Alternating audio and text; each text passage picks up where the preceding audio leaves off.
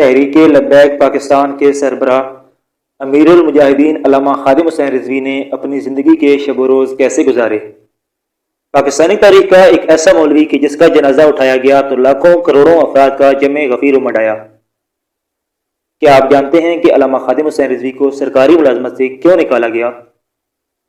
آخر ہمارے حکمرانوں کو علامہ خادم حسین رضوی سے کیا مسئلہ تھا؟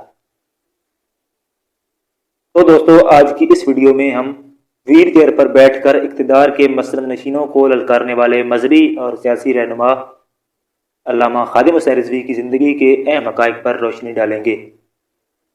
آپ سے گزارش ہے کہ ہمارے چینل کو سبسکرائب کریں اور ساتھ لگے بیل آئیکن کو بھی پریس کر دیں۔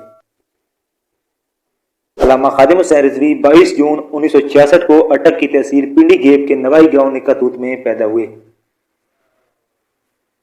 آپ کے والد بزرگوار کا نام حاجی لال خان تھا، جو پیشے کے اعتبار سے زمیندار تھے۔ آپ آوان قوم سے تعلق رکھتے تھے۔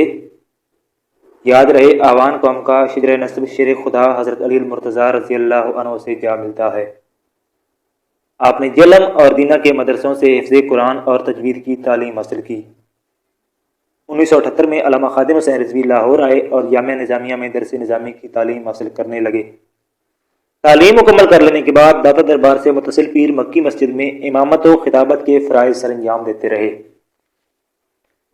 1994 میں آپ نے اپنے چچا کی بیٹی سے شادی کی اور ان کے 2 بیٹے اور 2 بیٹیاں پیدا ہوئیں۔ بیٹوں کے نام حافظ محمد سعد حسین اور حافظ محمد انس حسین ہیں۔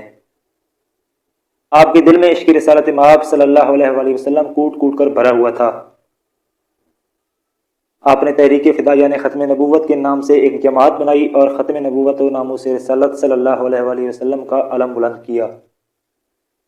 علامہ خادم حسین رضوی 2009 میں اپنے آبائی گاؤں جا رہے تھے کہ کلر کہار کے قریب ان کی گاڑی حادثے کا شکار ہو گئی۔ علامہ صاحب شدید زخمی ہوئے اور اسی حادثے کے باعث ویل چیئر پر محدود ہو کر رہ گئے۔ 4 جنوری 2011 کو غازی ملک ممتاز حسین قادری نے گورنر پنجاب سلیمان تسیر کو ہلاک کر دیا تو علامہ خادم حسین رضوی نے قاضی صاحب کی بھرپور تائید و حمایت کی۔ آپ نے دیگر علماء اکرام کے ساتھ مل کر غازی ممتاز قادری کی رہائی کے لیے تحریک چلائی۔ حکومت وقت کو آپ کے یہ اقدامات کھٹکنے لگے، چنانچہ آپ کو سرکاری ملازمت سے نکال دیا گیا۔ 29 فروری 2016 کو نون لیگ کی حکومت نے غازی ممتاز قادری کو اچانک پھانسی دے دی۔ غازی صاحب کی شہادت کے بعد علامہ خادم حسین رضوی نے ملک بھر میں نون لیگ کی حکومت کے خلاف بھرپور تحریک کا آغاز کر دیا۔ آپ کو تحریک لبیک یا رسول اللہ کا امیر بنا دیا گیا۔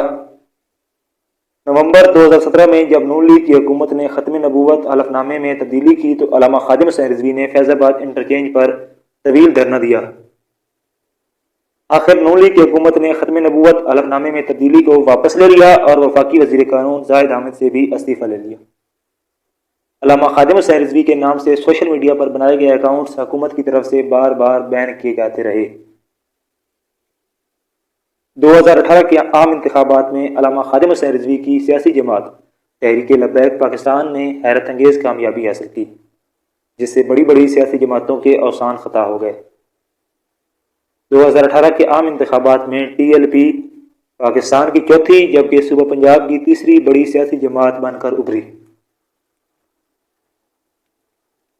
31 اکتوبر 2018 کو سپریم کورٹ نے گستاخ رسول آسیہ مولنا کو رہا کرنے کا فیصلہ کیا تو علامہ خادم حسین رضوی اور ان کی جماعت نے اس فیصلے پر سخت رد عمل دیا اور ملک گیر احتجاج شروع کر دیا، جس پر پاکستان تحریک انصاف کی حکومت نے سخت کریک ڈاؤن کرتے ہوئے علامہ خادم حسین رضوی اور ٹی ایل پی کے ہزاروں کارکنان کو گرفتار کر کے جیلوں میں بند کر دیا اور آسیہ مولنا کو رہا کر کے فرانس بھیج دیا۔ 2019 میں علامہ صاحب جیل سے رہا ہوئے اور اپنی سرگرمیوں کو پہلے سے بھی زیادہ تیز کر دیا۔ 2 نومبر 2019 کو مینار پاکستان لاہور میں عظیم الشان لبیک یا رسول اللہ کانفرنس منعقد کی، جس میں لاکھوں افراد نے شرکت کی۔ علامہ خادم حسین رضوی اقبالیات کے ماہر تھے اور انہوں نے علامہ محمد اقبال کے ہزاروں اشعار زبانی یاد کر رکھے تھے۔ 2020 میں فرانس نے سرکاری سطح پہ توہین رسالت کی تو علامہ خادم حسین رضوی نے فیض آباد انٹرچینج پر دھرنا دیا۔ آپ نے تحریک انصاف کی حکومت سے مطالبہ کیا کہ فرانس کے ساتھ سفارتی تعلقات ختم کر دیے جائیں اور فرانسیسی مصنوعات کا سرکاری سطح پر بائیکاٹ کیا جائے۔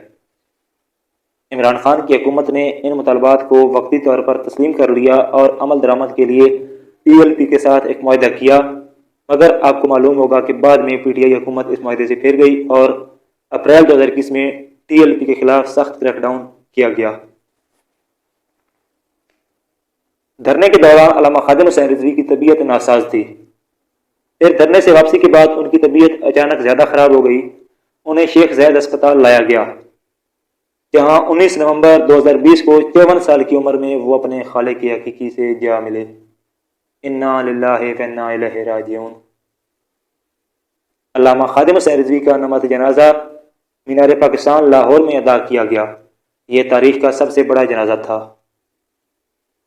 تحریک لبیک پاکستان کی شورا نے ان کے بڑے بیٹے حافظ سعد حسین رضوی کو جماعت کا نیا امیر منتخب کر لیا۔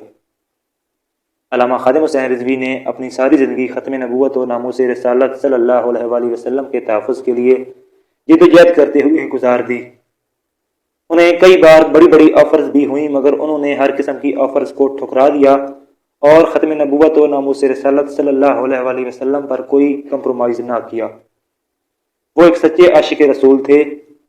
اللہ پاک سے دعا ہے کہ امیر المجاہدین علامہ خادم حسین رضوی کی دین کے لیے دی جانے والی قربانیاں قبول فرمائے اور آپ کے درجات بلند فرمائے۔